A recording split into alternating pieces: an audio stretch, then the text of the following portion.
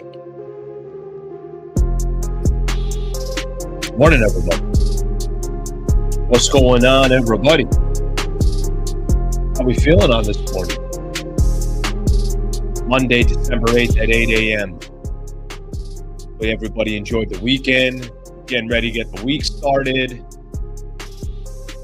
Seen some good basketball over the weekend.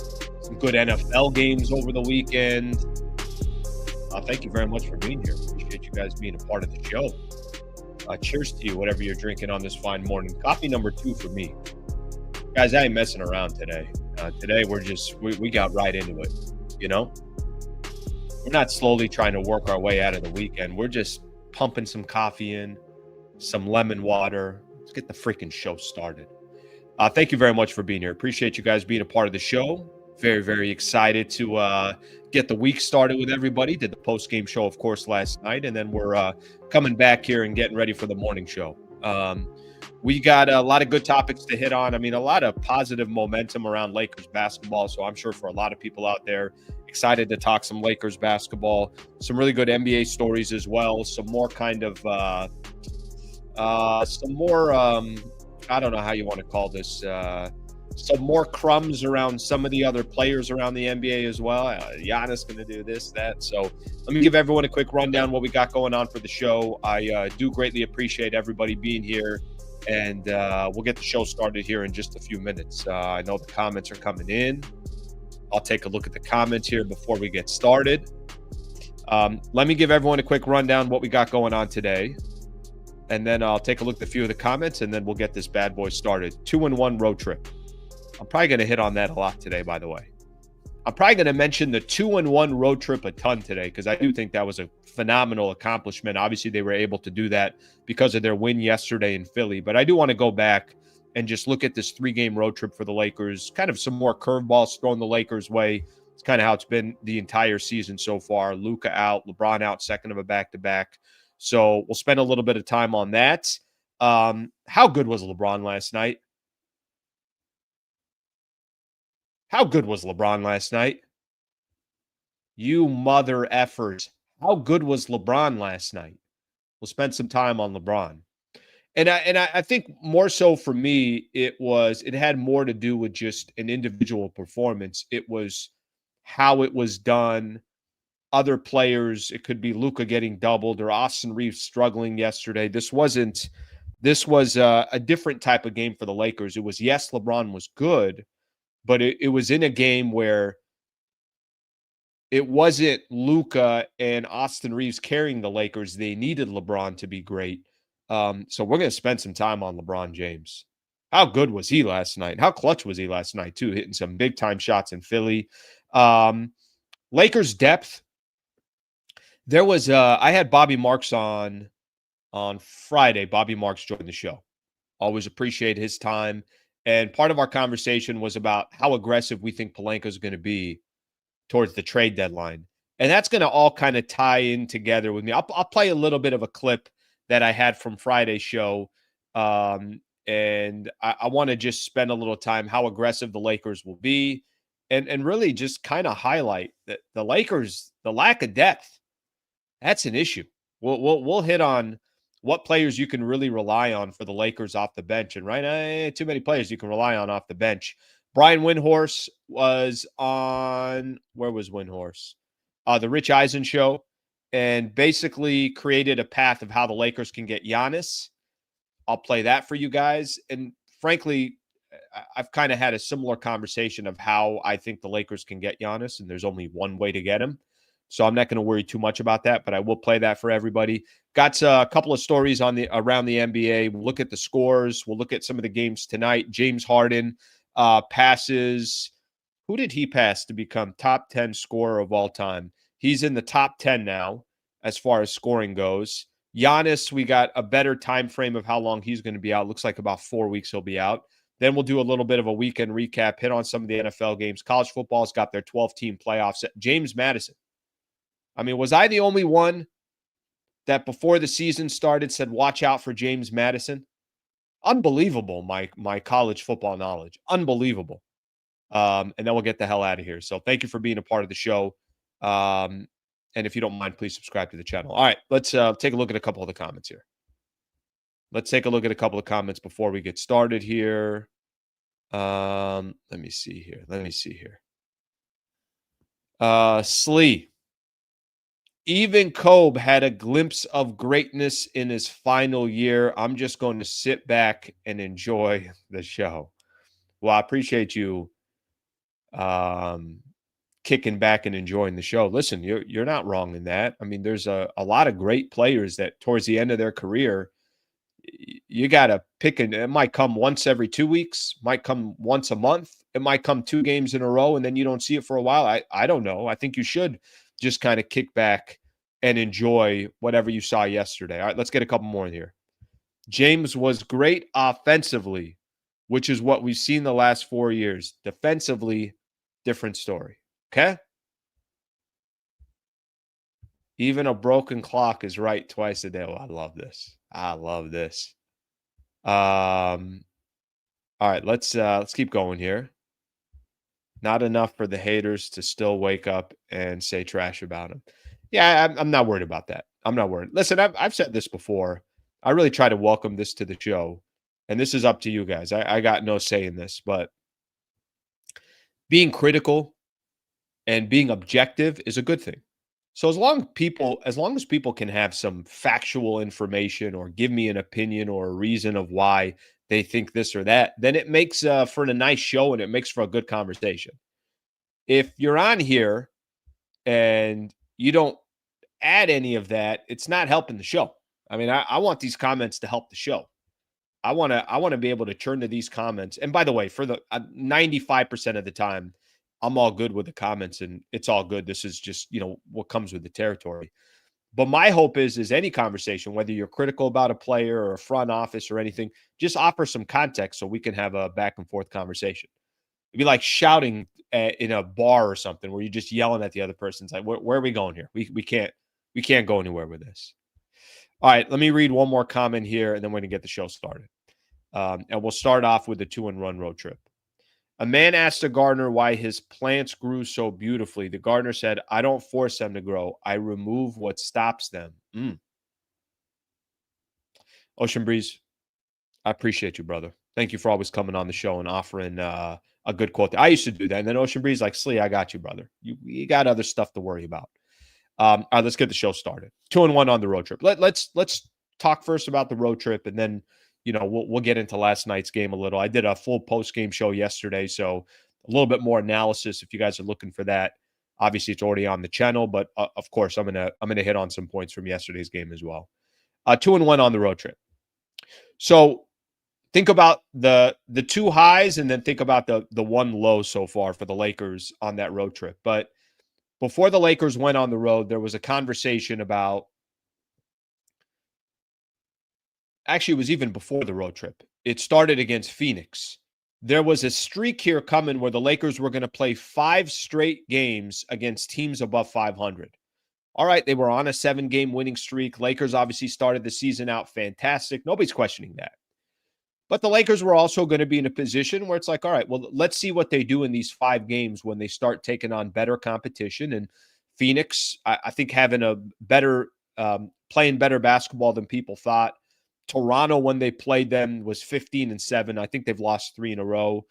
Boston definitely playing well, even without Jason Tatum, making some noise. Philly's got a ton of individual talent. They also got some issues and some problems, but real competition. Tyrese Maxey, Joel Embiid, Devin Booker. I know Booker only played 10 minutes in that game.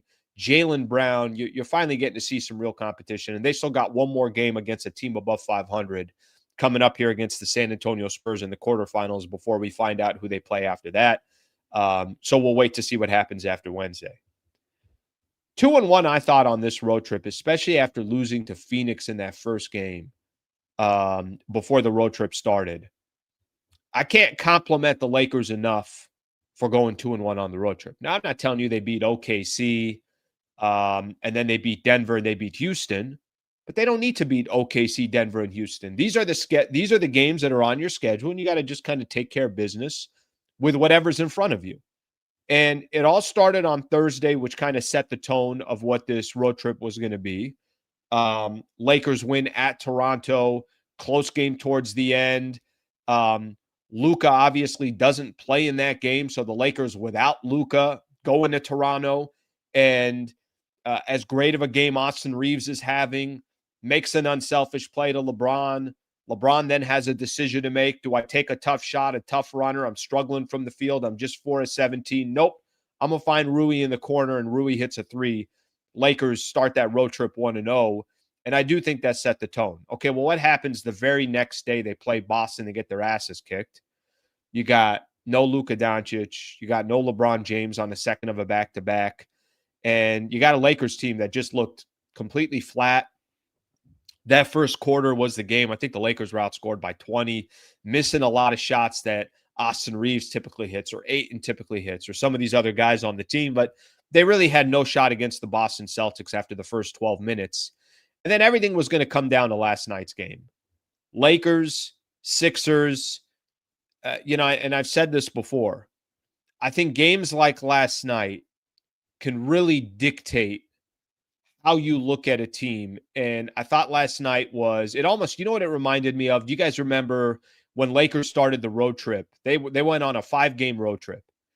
And the third game of that road trip was just a complete ass kicking by the Oklahoma City Thunder. And Lakers were 1-2 through those first 3 games. They had 2 more road games to go. And they won game 4. I'm forgetting who it was against, but they're 2-2 after 4 games. They had a game at Milwaukee.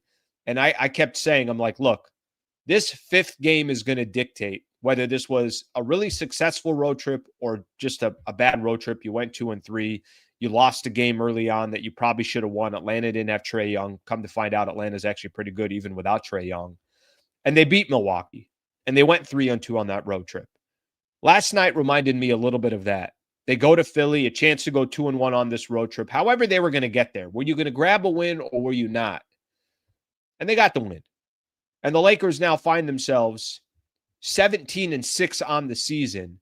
And I don't care how they won yesterday. And I'm going to get into the details of how they did win. Of course, there's a lot of good storylines from that game. But they found a way to just get a W and walk away. Down most of the first half. Come back in the third quarter, go up by 8. Then Philly goes on their little runs. Lakers, trying to overcome a bad game from Austin Reeves. Not a lot of help from the Lakers bench. But Philly wasn't perfect as well. Embiid was bad. Paul George is making $212 million over the next, what has he got? 3 years left on his contract. So you guys can, you can give your thoughts and your opinion on that. They find a way to get the win. They go 2-1 on the road trip. They're 17-6, and it sets up this just badass, phenomenal game coming up on Wednesday. The quarterfinals of the NBA Cup. Single elimination at this point. You win, you move on. You lose, you're out. If you win, you play the winner of Oklahoma City and the Phoenix Suns, and that would be in Vegas. And I think that game would be on Saturday. Wemby may be coming back on Wednesday. It sets up a really, really fun week for the Lakers. And again, there was a lot to, I think, be excited about from yesterday's game. And we're continuing to watch a team that finds different ways to win, that with everybody available, without everybody, I mean, they kind of grind out through some of these games and they can win in multiple different ways. And last night was one of those ways. So shout out to Lakers beating Philly. I don't think Philly's that good, but I think Philly has really good individual players. So Tyrese Maxey can go off for 45 in a night. Joel Embiid, who doesn't look good, was struggling from the field yesterday. And luckily for the Lakers, he was struggling. But they got some talent there, some individual talent. And anytime you're going to, go up against a team that's got individual stars, and I think Tyrese Maxey is a star in this league, and Embiid, we'll see how long it is or if he's able to get healthy again. I think those are obviously key games that you can pick up. Okay. I'm going to hit on LeBron in just a second. I wanted to make sure, because I think what happens sometimes is we can just so quickly go to maybe the biggest topic, and I think LeBron is the biggest topic for today. But I also want to point out that was an impressive road trip, 2-1. Last time we talked, it was, obviously it was that Friday or this past Friday, and a lot has happened since then. So I want to get all that stuff in. All right, let's let's take a look here. Let's see what some of you guys got to say, and then we'll go from there. All right, this one is on Embiid. Yeah, I mentioned this yesterday that the Joel Embiid piece, I feel bad for the guy. If you're watching last night's game, and if you didn't get a chance to watch it, whatever the case is, go see some of the highlights. Embiid, his knees look shot. His legs look bad. Now, I did read some quotes from Embiid yesterday, basically saying like something to the effect of the shots just weren't going in. It's all about rhythm now. He's been in and out of the lineup, but for his own individual sake, I hope Joel Embiid is I hope that man is healthy. Let's put it that way. All right, let's get another one in here. Honestly, AR and Luka cook. So if James was unselfish, he'd come off the bench and stay fresh. Yeah, that could be an interesting conversation as far as the Lakers' depth. So we could talk about that here in a little bit. I will tell you, I don't think LeBron's coming off the bench. Pelinka needs to make a couple moves or else. That Andre Agassi with a mullet there? Solid mullet. My God. I was thinking about doing that. I'm giving that some thought. Maybe I should go mullet. Maybe I should go mullet. Okay, let's see if there's any other. All right, let's keep rolling here. Let's talk LeBron. Okay, so the biggest storyline from yesterday, it's very simple. The biggest storyline from yesterday. The biggest storyline yesterday was LeBron's performance. Now, let me take everybody back here for a quick second, because I think we gotta reflect on what LeBron has done so far this season. Let me actually pull this up here just so I can read this off as we do this. But LeBron has played now, and let me just pull this up because I want to make sure that I'm doing this. LeBron's played 7 games so far for the Lakers this season. Okay. And we've seen, look, some of his individual performances so far. I've said the last couple of games, it's concerning.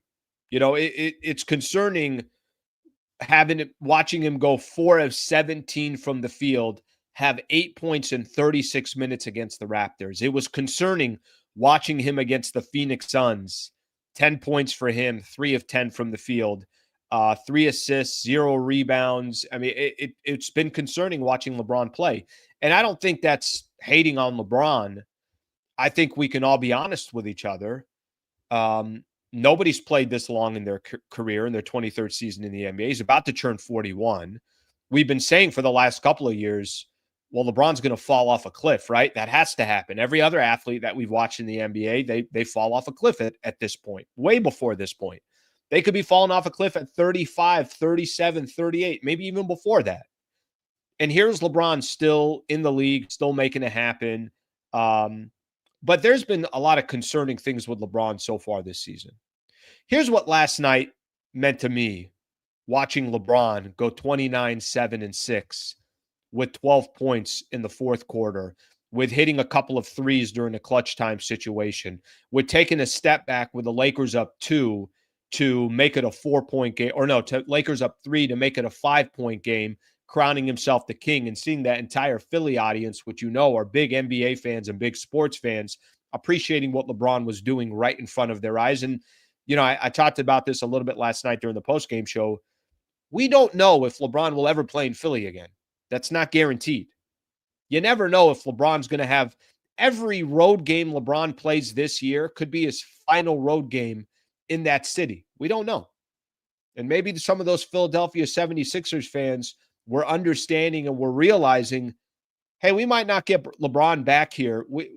Next year isn't guaranteed that the Lakers are playing the Sixers and LeBron James is there. Maybe he's retired.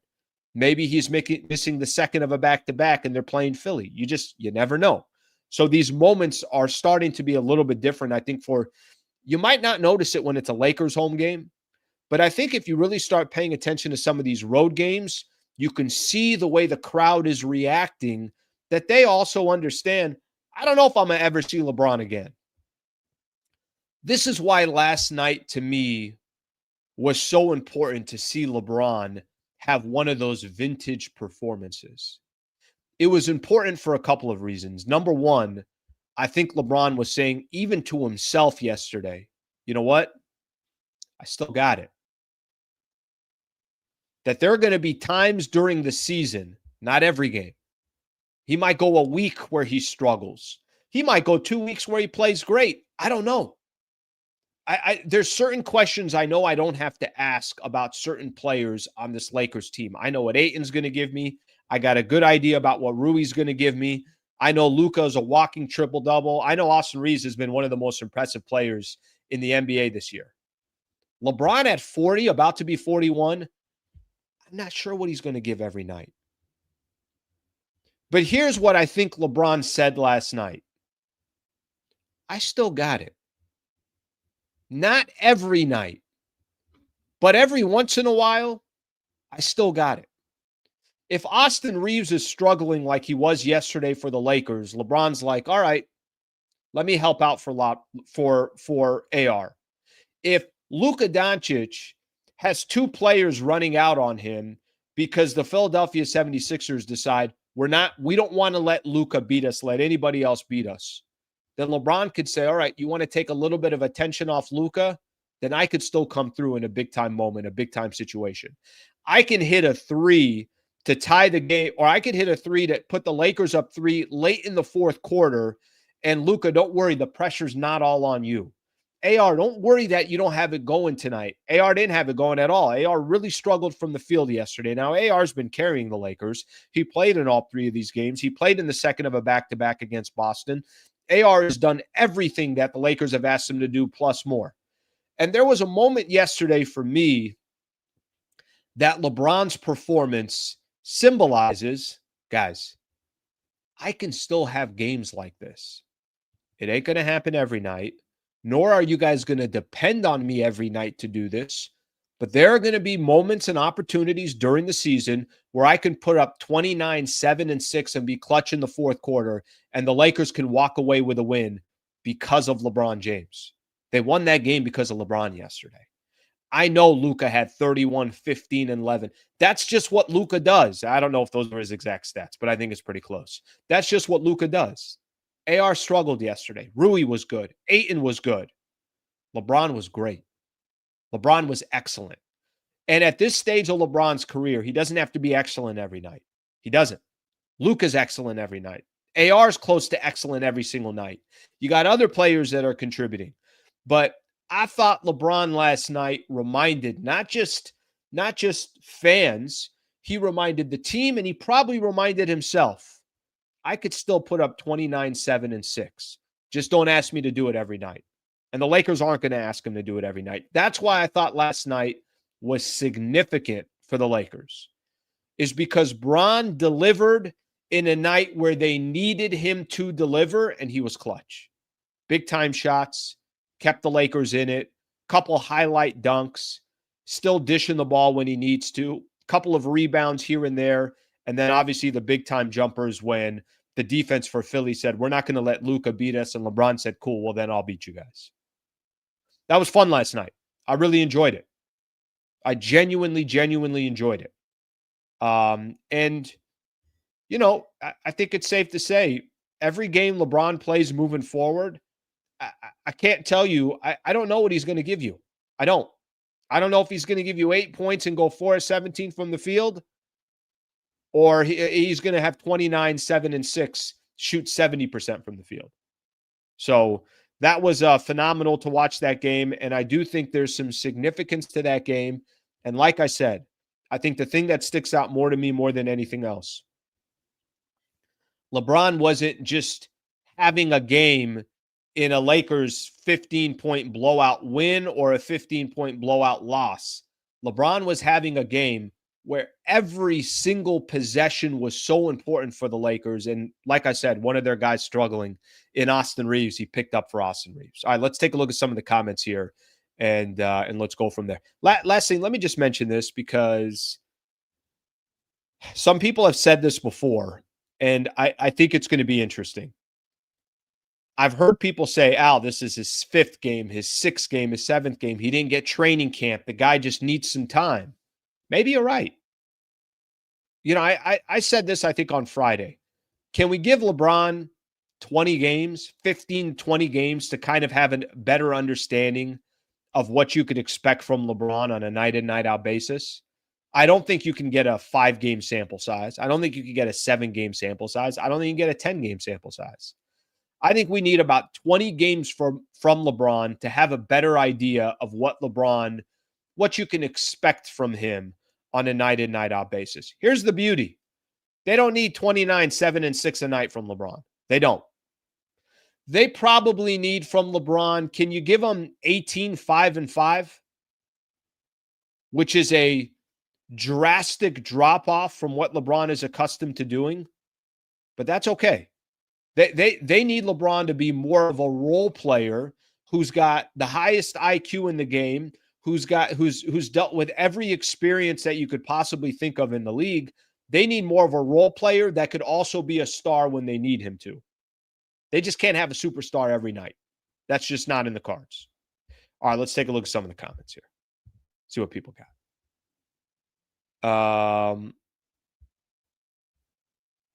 Everyone forgets LeBron's 25, 6, and 6 against the Clippers. 25, 6, and 6, 9 of 15 from the field as well. Okay, but that's actually a great example here. Let's take LeBron against the Clippers, played 32 minutes, had 25, 6 and 6, and 9 of 15 from the field. Okay, it took 1, 2, 3. He had 3 games in between then where he either struggled. And listen, when I say struggled, it's not like LeBron's been awful. I thought against Phoenix, he was really bad. But the game against the Raptors, he wasn't awful. He was awful from the field, 4 of 17 from the field, but he had 11 dimes.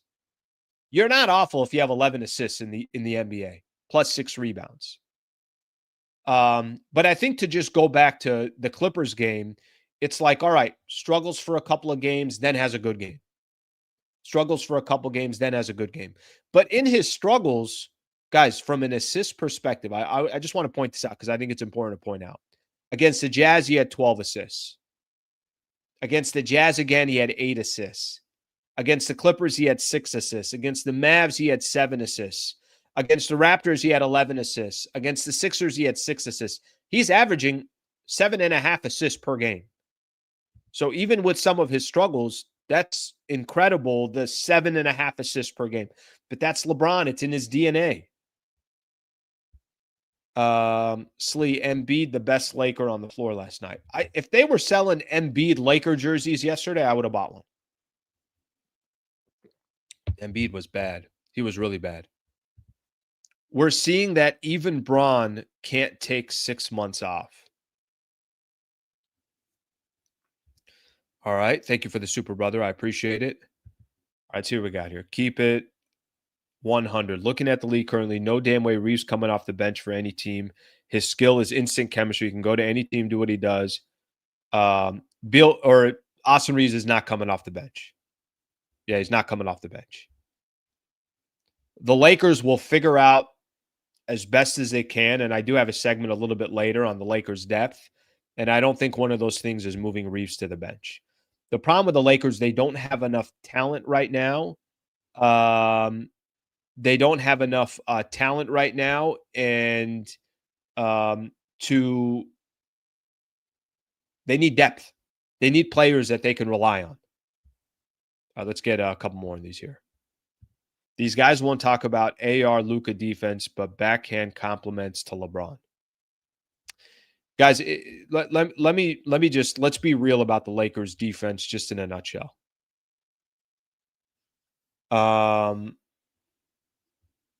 Let's be real about the Lakers defense. Luka's not going to be known for his defense. This is the offensive starting 5. Luka's not going to be known for his defense.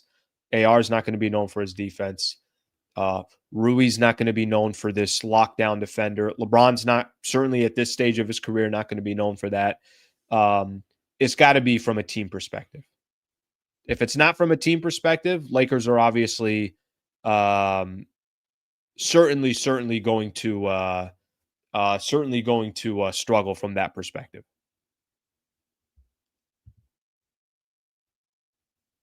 Okay, I'm going to point this out again here. I don't think I understand the comment. We're seeing that even Braun can't take 6 months off. I don't know if I understand the comment. Is the comment that we're critical on LeBron for taking 6 months off, or that give the man some time before he actually, is that the comment?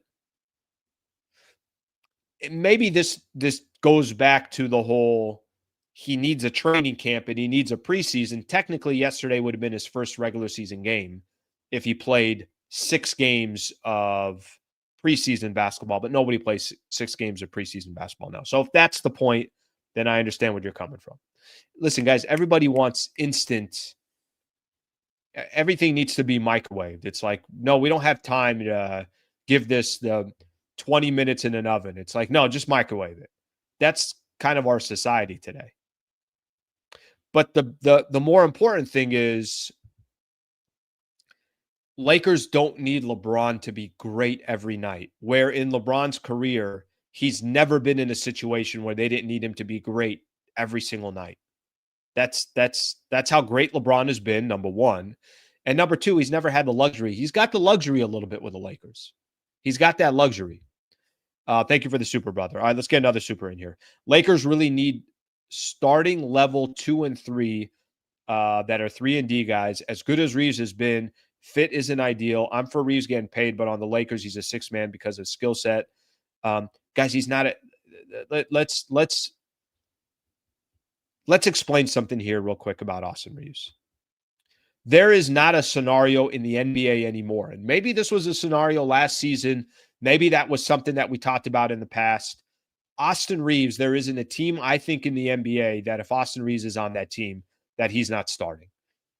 Maybe you could say Oklahoma City Thunder, right? But he's not on the Thunder. He's on the Lakers. The point that I'm trying to make is Austin Reeves has been so good. He's not coming off the bench. If you're going to go pay Austin Reeves in the open market $35 million a year, he's not coming off the bench. If the Lakers decided they didn't want Austin Reeves because he costs too much, some other team is going to pay him $35 or $40 million a year, and he's going to be starting. I think the point that you're saying here, starting level 2 and 3 that are 3 and D guys, you're thinking Dorian Finney-Smith. You're thinking of some players out there that could come on the Lakers and clearly be a player that adds to the Lakers defense and adds to the Lakers depth. I'll get into that in just a little bit, but there is no 6-man for Austin Reeves anymore. If that was the conversation a year ago, it's not the conversation today. It's just not the conversation today. Thank you for the super, brother. I appreciate it. All right. There's a report that says Lakers had 20 offers for Reeves this season already. Yeah, I think the conversation about Reeves certainly holds value in the NBA, and I think the only thing that caused the Reeves conversation more than anything else was that first off they got to keep him after trading for Luka. Tell me how the Lakers got to keep Austin Reeves in that trade, and then clearly Austin Reeves and Luka Doncic, that's not the most ideal backcourt, but these two players have been absolutely balling, and they've been balling together. You're 17-6 because of Austin Reeves and Luka Doncic. That has a lot to do with it as well. Okay, let's talk. I want to get into how aggressive the Lakers are going to be. I want to talk about some of the depth issues that the Lakers have, and we're going to do that here in just a second. Before I do, shout out to one of our partners, wallacewins.com/Sliwa. I figured I'm just going to simplify my reads here with Brad Wallace and the Wallace firm. Anybody in the state of California that's looking for an injury attorney, just keep in the back of your mind, you got one that is the best in the business that supports this channel. Serious injury, wrongful death case, just go to the website, wallacewins.com/Sliwa. It's a free consultation. You fill it out. Somebody from the Wallace firm will get in touch. You want to get in touch directly with Brad Wallace and the Wallace firm. That's my relationship with him. We'll get you directly in touch with him. I hope you don't need him. Things happen in life. Shout out to Brad Wallace and the Wallace firm for being a partner that clearly believes in what we're building here. And All I ask is that if any of our listeners are in a situation and you're looking for an injury attorney, please consider Brad Wallace and the Wallace firm. Again, he can help anybody out in the state of California. All right, let's keep moving. So something happened yesterday, and it was highlighted a lot during the broadcast yesterday. And it's not that it's a shocker. I think everybody knows the Lakers got some depth issues, but I want to read something off yesterday's game here real quick. And I think it will point to what I'm referring to. By the way, any other conversations about LeBron, Austin Reeves, any of that stuff, just put them in the comments. I'll try to do my best to try to get back to them. Here are the Lakers from the bench yesterday. Okay. You know what? Let's share our screen. Let's look at this together. I'd rather all of us look at this together. I got concerns with the Lakers, and my concerns is the Lakers' depth, their bench, and how much you can rely on some of those players that are there. So let's look at the box score yesterday. We could look at it together, and I want to highlight this. We saw what, obviously the starters. Look how great the starters, 29, 17, 14, 31, 11. And this is with Austin Reeves, one of the worst nights he's had as a Laker this season. And the Lakers still put up 112 points. And look at that great balance from the starters. Ayton with 12 rebounds. LeBron with 7. Rui with 6. I mean, you just got a lot of guys doing great things for the Lakers yesterday. Look at the bench. Vando, 3 minutes. At least Vando got on the floor. LaRavia, 4 points. 2 rebounds. Adu Thero, don't worry about him. He's a rookie, so Lakers are just, however he gets used. I would say the most reliable Lakers bench player is right here. Jackson Hayes, 3 points and 5 rebounds in 17 minutes of play. At least I know what I'm going to get from Jackson Hayes, who also had 3 blocks. Then Gabe Vincent, 3 points, 1 rebound, 0 assists.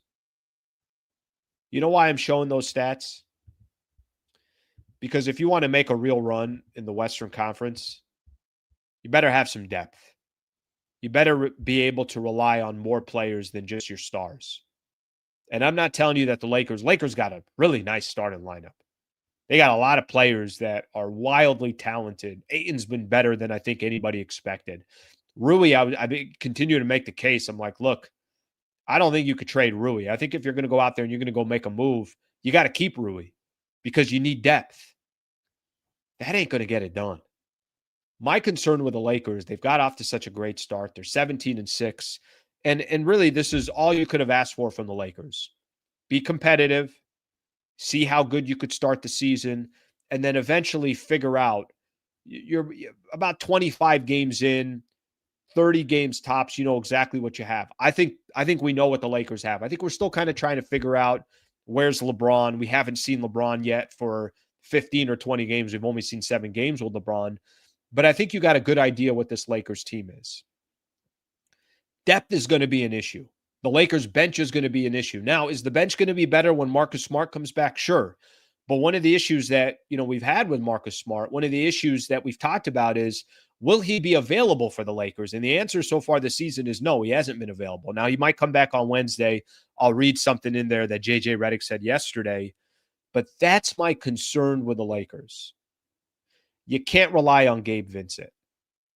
Man, I love the potential Jake LaRavia has. But he has shown I can't be there for you every single night. Even if you're not asking a lot, his stats are kind of wildly up and down. I'm not sure what he's going to give the Lakers. Go down the list. Jared Vanderbilt can't even, get any playing time. Dalton Connect, you can't rely on. And then I'm not asking for Adu Thero to do anything. The only player that I really look at and I say that you can rely on is Jackson Hayes. I know exactly what the Lakers are going to get with Jackson Hayes.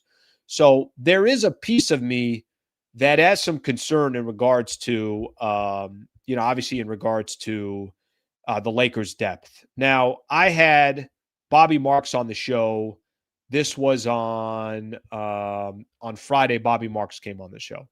I want to play one piece with Bobby Marks with you guys, with Bobby Marks, and this is just how aggressive he thinks Pelinka is going to be this at the trade deadline. Just take a listen here to Bobby Marks, and I want to hit on this because I think this is a good conversation.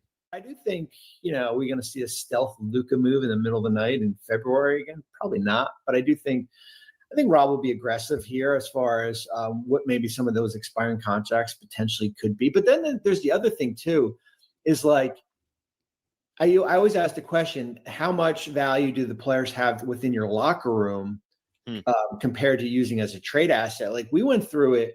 This was a long time ago. I'm not going to play the whole thing, but I think the main thing that I'm going to take away from here is he thinks Pelinka will be aggressive. And I think this Lakers team, it's interesting, the position and the spot that they're in. The thing I love the most about the position that the Lakers are in is I think they are clearly showing they're top 4 in the Western Conference. Can you get some depth, or is there a move out there I think this should be the Lakers' goal by the trade deadline. I think the goal should be,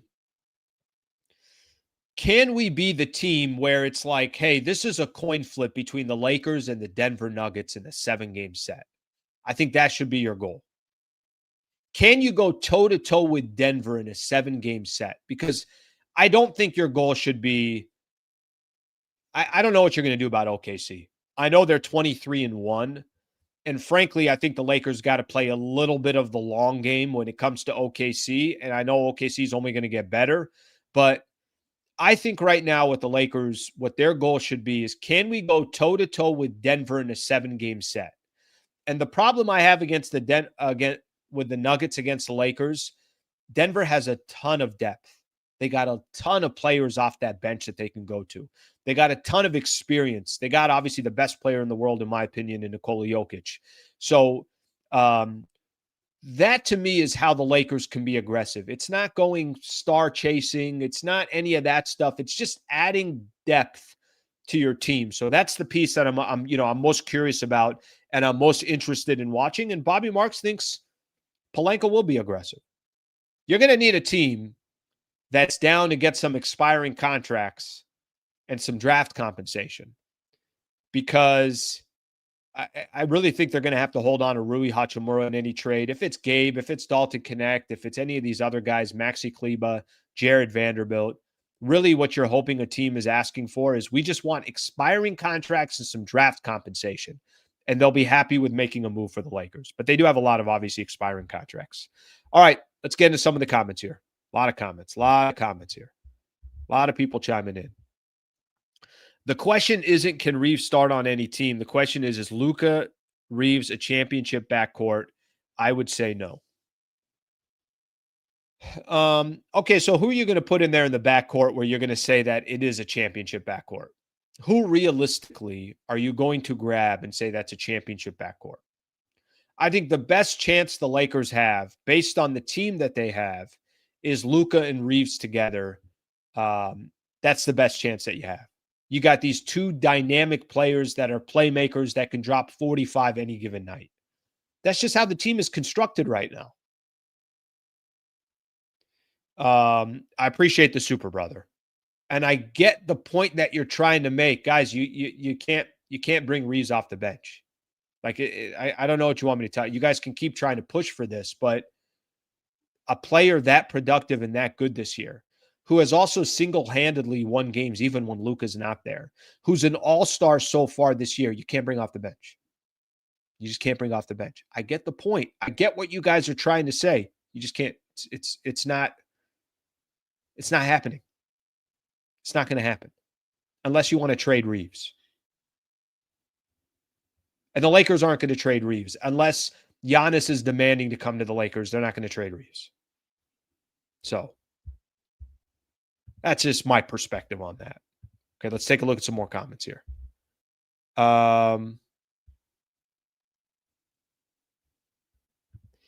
Slee, how can we get a Norman Powell type player? He's probably an all-star this year as well.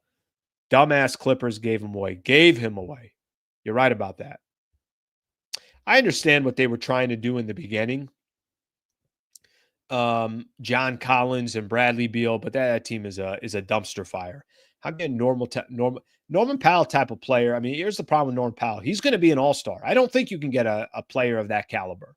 We've seen the Andrew Wiggins conversations around, and I don't know what, Wiggins is going to cost, but I don't want to do a trade with Miami. Look how they fleeced the Clippers. I don't want to do a trade with Miami. I really don't. All right, let's get some more in here. You're not wrong there. Prime Drew Holiday would be a perfect backcourt duo with Luka. You're not wrong there. Prime Drew Holiday is a champion. Prime Drew Holiday is one of the best defenders in the NBA. Prime Drew Holiday can create for himself. How do you get a Prime Drew Holiday? So I think that's a question. Let's hit on this. Slee, you can't have two guards that are liability on defense. It won't work. They're 17-6 right now. It's working. Now I get it. Hey, the goal is to go win an NBA championship. What do you do? But I will tell you, there's nothing the Lakers can do other than embrace what they have. And AR ain't going anywhere. There's nothing that the Lakers can do other than embrace what they have. And what they have is two phenomenal players that have helped carry the Lakers to a 17-6 record. I got nothing but love for what AR has done this year. Nothing but love for what AR has done this year. I'm sleeping on Denver. We came 5 points by beating them with DK and AR alone. Denver's phenomenal. That's going to be a tough out. That's going to be a tough out. Okay, a couple other people are bringing up Giannis here real quick. Let me play. Brian Windhorst was on the Rich Eisen show. And the conversation came up. Let me do this here real quick. The conversation came up in regards to, they were talking a little bit about Giannis and talking specifically about the Lakers. Listen to what Brian Windhorst says, which, by the way, is not that far off than the conversation we've been having on this channel. Is there a way the Lakers can get Giannis Antetokounmpo? Is there a way? Listen, I told you guys this. It's an interesting thing what's happening in Milwaukee. Obviously, it's an interesting conversation. I'll read something off in a little bit about Giannis, probably about 4 weeks out. But listen to what he says specifically about the Lakers. Take a listen. So the Bucks probably are either going to want real players who help them today in a trade, or they're going to want draft picks from a third team. What I mean by that, a third team, is me having my draft pick doesn't work. I don't control the next three. I'm trading you Giannis Antetokounmpo. Your team's going to be awesome. Giving me your draft picks for the next couple of years aren't doing me any good. Do you have third team picks that might be valuable? And so these are all things that would be valuable. I don't think the Lakers have a package that can win out teams that have draft picks, have good players, and have third party. There's teams out there that are good teams that have third party draft picks that could offer. So I don't think the Lakers can win a bidding war. But if Giannis says, make me a Laker, yes, there's a deal there that could happen, because the Lakers have a bunch of expiring contracts that I think could make it. But I do think it would be a bit of a journey to get there, but not impossible. All right. That's Brian Windhorst on the Rich Eisen show, basically saying, can it happen? Yes, it can happen. But the only way it can happen, and I've kind of said this to you guys before. I've talked about how the only way it happens is Giannis has to say, I want to be a Laker. And it sounds like the only thing he said so far is, I want to be a Knick. So these are completely, opposite spectrums of the country. And, whatever his intention would be, if he wanted to be a New York Knick, is that because he wanted to stay in, he wants to stay in the Eastern Conference? Does he think it's an easier path? Does he want, no. The Lakers have already had so much success. I want to try to go win a championship for a team that hasn't, won a chip since the 70s is the idea. I think I got a better chance just based on how many different, what some of the role players look like in New York compared to what it looks like with the Lakers. I don't have that answer. All right. So you're saying there's a chance. I guess I am. I guess I am. I guess I'm saying there is a chance.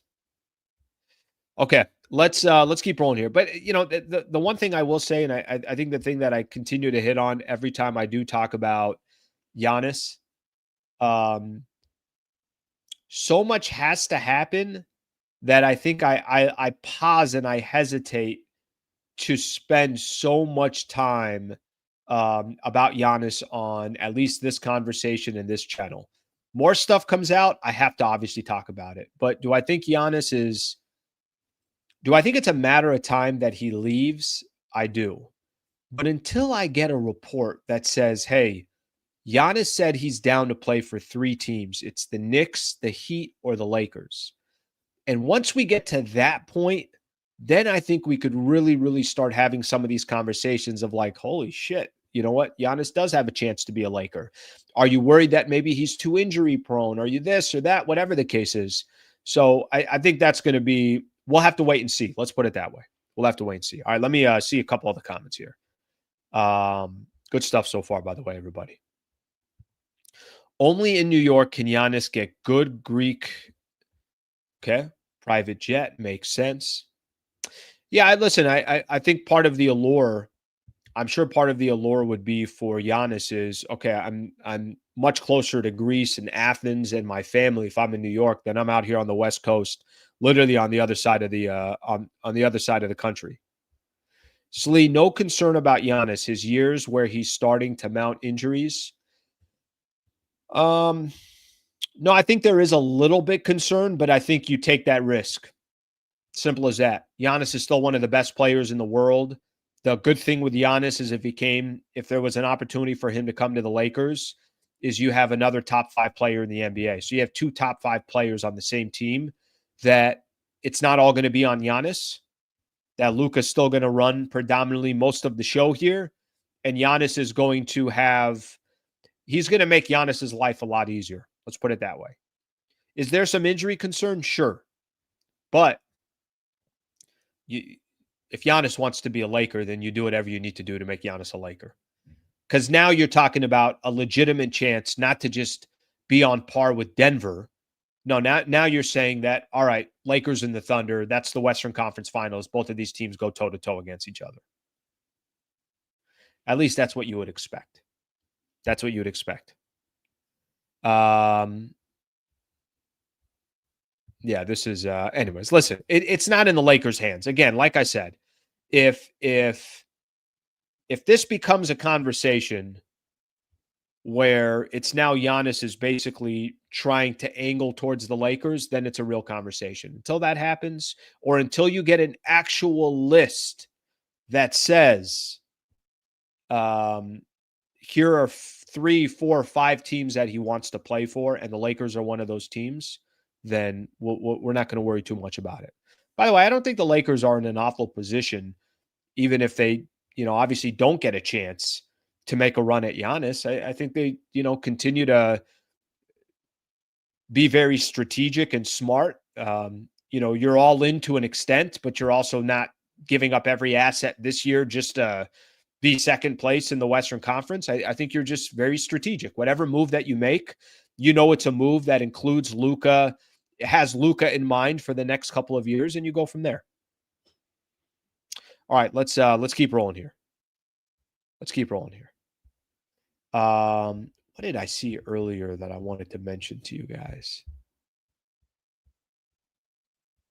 Slee, Luka, Smart, LeBron, Giannis, and Ayton beats OKC. Listen, if Giannis was a Los Angeles Laker with Luka Doncic, you got 2 of the best 5 players in the world. You guys remember the Shaq and Kobe days?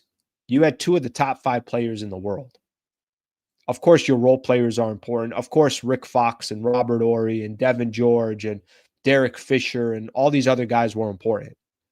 In the NBA, if you have that much talent, the 2 top 5 and guys that perfectly complement each other, it's not like you have Shea and Luka. No, you're talking about Luka and Giannis Antetokounmpo. Like that is always the that is kind of what the Lakers have done, the star chasing and everything else. That's always the goal. It's Magic and Kareem. It's Shaq and Kobe. That's what, in today's generation, that's what a Giannis and Luka pairing would be. It would be like, yeah, they got two of the top 5 players in the world, probably two of the top 4 players in the world. But again, how they get there, we'll have to wait and see. And I don't want to spend too much time on that because, frankly, the odds of that happening is a lot less likely than it happening. So why spend, obviously all that time doing that? All right. We got some NBA news that I want to get into, and we got the weekend recap that's coming up as well. So let's spend a little bit of time on both of those. I appreciate everybody being here. Thank you to our members for being here as well. Always very appreciative of the members that have gone out of their way to give $3 a month to the channel just to support the channel. So I appreciate you all very, very much. Okay, some NBA news here. A couple things around the NBA. There's actually a couple other things I didn't even end up reading here. Let me do this real quick on Marcus Smart. Here's the latest on Marcus Smart. JJ Redick said Marcus Smart remains day-to-day, but added that the hope is that he's available for Wednesday's NBA Cup quarterfinals matchup versus the San Antonio Spurs. Kobe Price of the OC Register put that out. I got to get Kobe back on here soon. But that's the latest on Marcus Smart. Unfortunately, he's not been a part of the mix for the Lakers for pretty much the whole season. When he has played, I've enjoyed watching Marcus Smart. I know what he brings to the table. He just hasn't been available. So hopefully the Lakers can get him back starting on Wednesday. Giannis Antetokounmpo to require close to 4 weeks of recovery, Doc Rivers says. I feel like we should learn is with Cavs, make sure they're healthy, Doc Rivers said. So that may take longer than we want. That even may make Giannis frustrated, but we just got to try to get that right. So I know the time frame in the beginning was 2 to 4 weeks, and now they're saying it's closer to 4 weeks. So keep that in mind in regards to Giannis. James Harden, top 10 all-time scorer. That happened yesterday. He was told about it yesterday. Whatever you think of James Harden, I think everybody's got a lot of thoughts on James Harden, but here's the bottom line. He's moved into the top 10 scorers of all time. I think he passed Carmelo Anthony, if I'm right. I think I was reading that yesterday. Yeah, Harden's had a weird career. The guy is a prolific scorer. His best years were in Houston. He's going to be known as the guy that was traded from OKC, and it's like, how the hell did you break up Kevin Durant, Russell Westbrook, and James Harden? Then he goes to the Houston Rockets with Kevin Durant on the Golden State Warriors, gave the Warriors the best run. I mean, it was Houston with Chris Paul and James Harden that almost took down the Golden State Warriors. Top 10 scorer of all time. But he's also known for not playing a lick of defense. He's also known for going to Brooklyn and doing nothing, with the Clippers. Just, I don't know. He's got a weird career. I don't think James Harden is the best player on a championship team, but that doesn't mean that he hasn't had a phenomenal career. Okay, we got the weekend recap. Of course, weekend recap is presented by the Wallace firm. Shout out to them, wallacewins.com/Sliwa. wallacewins.com/Sliwa. Okay, let's go to the NFL here real quick. Games over the weekend. By the way, I'll read some more of your comments here right towards the end. So there were a couple of good games, and then some other games that just weren't all that good. I randomly had the Bengals-Bills game on. Bills win 39-34 and just a complete snow in the entire game. If that's not a December game in Buffalo, then I don't know what is. Bills are 9-4. The Colts are in a free fall. They lose again. Jaguars 9-4. They beat them. Steelers over the Ravens. They're 7-6 now. Packers ended up beating the Chicago Bears. The Packers 9-3-1. Bears 9-4. Both of those teams great. I think it's going to be fun to watch those teams in the playoffs. Rams. Pretty good team, those Los Angeles Rams. 45-17 over the Cardinals. They're 10-3 on the season. And then the Texans beat the Chiefs yesterday 20-10. Guys, I think the Chiefs not making the playoffs. I think it's almost assured they're not going to make the playoffs. Really good Monday night football game on tonight. Eagles and the Chargers. Love the Eagles. Always been a big Philly fan. Always. Something about those Eagles. Last thing I want to get into here real quick is college football. The playoffs are set. Let's look at this together. Let's sing Kumbaya together. College football set. 12-team playoff. Here's what we got here. James Madison and Oregon. I always believed in James Madison. Winner of that game takes on Texas Tech. Alabama, Oklahoma. Winner of that game takes on Indiana. Indiana, by the way, wins the Big Ten championship. They beat Ohio State over the weekend. Phenomenal game there. Tulane, Ole Miss. They got Georgia waiting. And then Miami, Texas A&M. They got Ohio State waiting. College football playoff. It's going to be fun. It's going to be fun. Last thing I got over the weekend. You know, I've talked to you guys. I'm an MLS guy. Inter Miami beats Vancouver. I actually watched about half the game. Messi adds to his resume. He wins an MLS Cup. They win 3-1 over Vancouver. All right, you guys got any final comments here before we get out of here? Some of these comments and then we're done. No USC. USC wasn't getting it. That wasn't happening. It's not a good season, I would say. Eagles Nation. Always been an Eagles guy. Go Birds. You guys know what I'm talking about.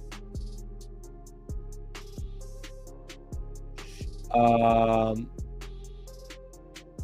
right, let's get another one in here. Got some LeBron hating weirdos in the chat who aren't real Laker fans or basketball fans. That comes with the territory. What are you going to do? What are you going to do? I know I'm going to enjoy watching LeBron play. Not everybody has to enjoy it, but I'll watch it. Couldn't agree more. MT was phenomenal yesterday. Really, really good. You know, MT he's got a very unique personality. Hopefully Stu Lance is healthy and ready to go by Wednesday, but I know he was fighting something cold, whatever it was. But MT filled in, and it's just that's Michael's personality. So I'm not surprised at all. See, do you watch WNBA? I do not. Just never have. Not saying that I wouldn't if it was interesting, but you know, I was watching a little bit of Caitlin Clark when she was in college, and I think we were all kind of getting caught up with some of that college basketball, but I have not watched a ton of WNBA. All right, my people, that's what we got today. That's what we got today. I agree with this as well. Trudell did a good job on Friday. Absolutely. All right, everybody. That's all we got today. Thank you very much for being a part of the show. I appreciate you guys hanging out. Fun show this morning. Great way to start off the week. Tomorrow, Trevor Lane joins the show. So just a heads up, Trevor Lane tomorrow. We'll talk some Lakers hoops together. I'm looking forward to that. Thank you to Brad Wallace and the Wallace firm. Appreciate you guys all being a part of the show. A few subscribers away from 34,000 subscribers. So please do me a favor if you haven't subscribed. Please subscribe. I'll see you guys tomorrow morning at 8 a.m. Thank you, everybody.